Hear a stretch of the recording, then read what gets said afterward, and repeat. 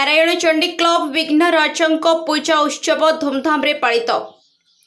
Balichandrapur निकटस्थ Kusupur grammar अग्रणी युव अनुष्ठान Narayan Chandi club पक्षर Vighnaraj Vinayak Shri Ganesh पूजा उत्सव गत 7 तारिख में महासमारोह अनुष्ठित हो जाइए।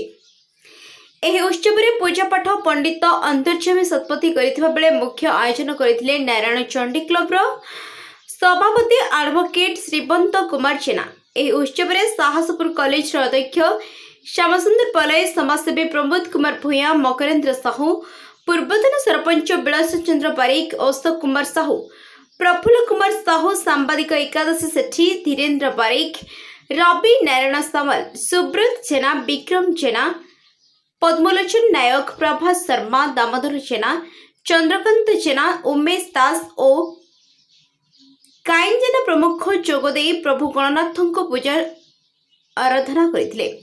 एही पूजा उत्सव रे कर्ता भावे उमाकांत जेना कार्य संपादन करथिले। बालीचंद्रपुररू एकादशी सेठिंग रिपोर्ट द न्यूज टुडे।